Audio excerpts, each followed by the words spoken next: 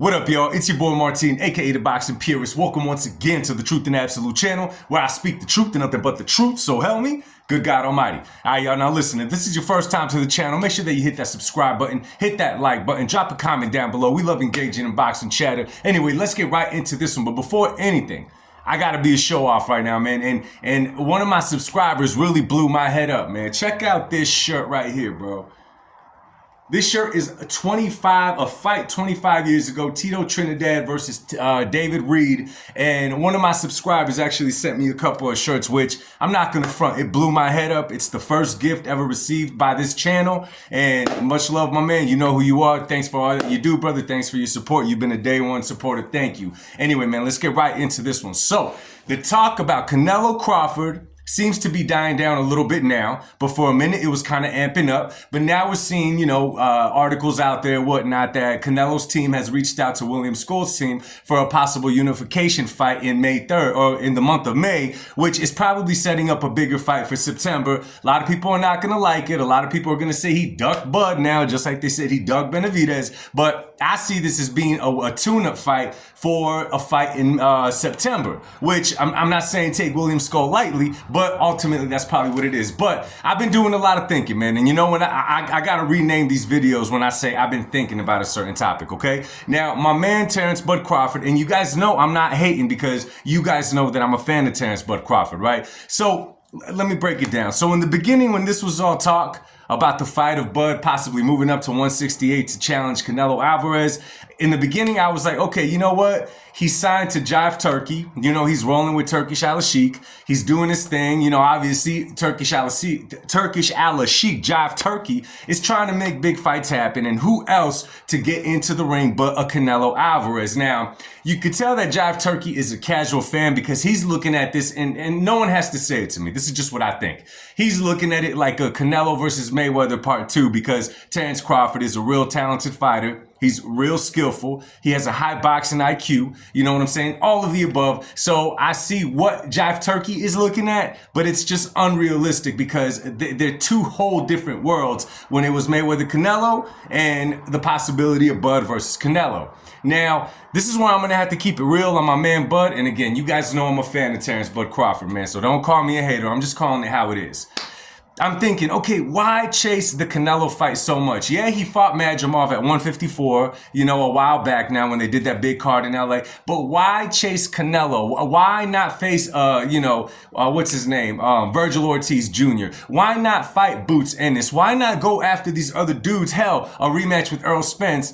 Obviously, we don't need to see that, but I'm just saying, why not go that route at this point of your career? Why go at Canelo Alvarez? Because the situation is just silly, yo. No matter how you try to chop it up, it's just silly. It's a lose-lose for Canelo. It's a win-win for Terrence Crawford. But, and this is my thing with it, and this kind of upsets me, man. One thing that we got to remember, we like giving, myself included, I'll be real on this one, right? We tend to give Terrence Crawford a lot more credit than that he is due, according to his resume. Now, if you watch the sport of boxing, right, if you're a boxing fan, you will not deny the fact that Terrence Crawford is a great boxer. You will not deny the fact that he has a high ring IQ. You will not deny the fact that he is an elite fighter, right? We could all agree on that, at least most of us can, right? There's only one problem with it. His resume, if you have not watched Bud for years, his resume does not say that. I'm going to keep it 100 with you guys. Terrence Bud Crawford's resume is made up of one man. I'm not saying he only fought one good fighter, but let's be realistic. It's literally made up of one man, and that one man is obviously Errol Spence Jr., and obviously he beat the crap out of Errol Spence Jr., and obviously there was no denying that when he did what he had to do, he completely fried the big fish, whatever. The only problem is that for whatever reason, and this is real common in the sport, we like to hold different fighters to different standards, right? For a while there, we wanted to call Terrence Bud Crawford #1 pound for pound when he beat Errol Spence. But at the same time, you got other fighters that were doing more than him, than Terrence Bud Crawford, being more active, have way better resumes. And somehow we just wanted to hold them to a higher standard. And why is that? Why is that? I'll never know. I don't understand what they look at, and this is why the YouTube and all the people that have channels here, we're the ones that keep it 100 because we don't got, all these other DAZN, ESPN paying us to do what we do. I don't make nothing off of this channel. I simply love the sport of boxing.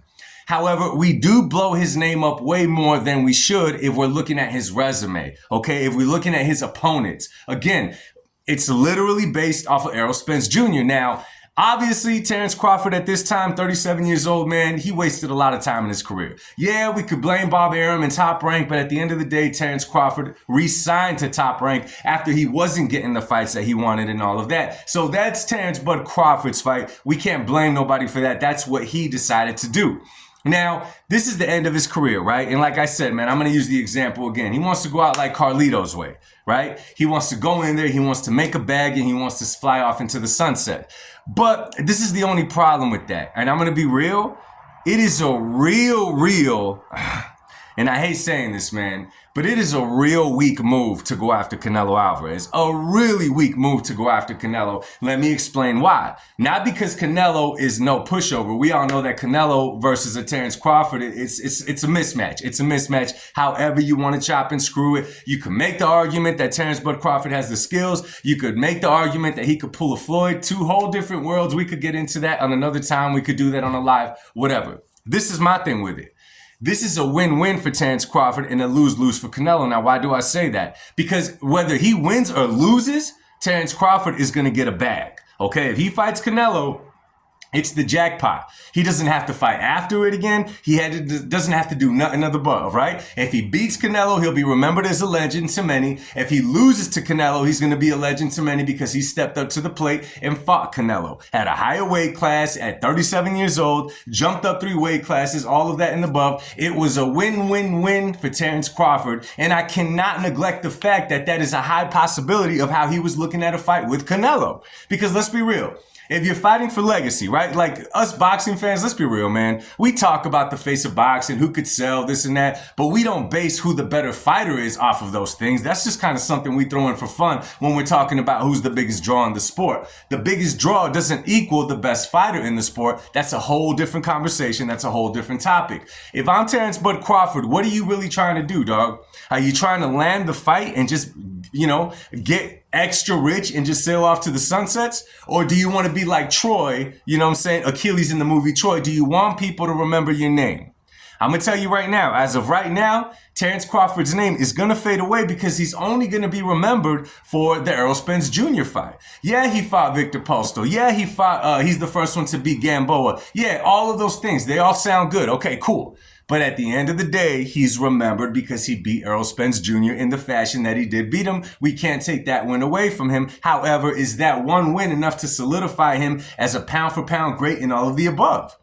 If we do that, we got to do that across the board and keep it consistent. And I know damn well we're not going to do that. So I'm going to be real with y'all. It was a really weak move for them to try to go after Canelo. Now, whether it was Crawford's idea, whether it was Jive Turkey's idea, whatever, it looks really weak when you chop it, screw it, and you look at it for what it is. It seems that Terrence Crawford did not want to take any more risks by fighting an Ortiz, by fighting a Boots, by fighting any of these other cats. He did not want to take the risk, and he saw the easy way out. Let me go in there with Canelo. I get credit for not winning. I get credit for winning. Either way, I walk out with the bag because I highly doubt if he were to land that fight, and it looks like he's not going to land it as of right now, right?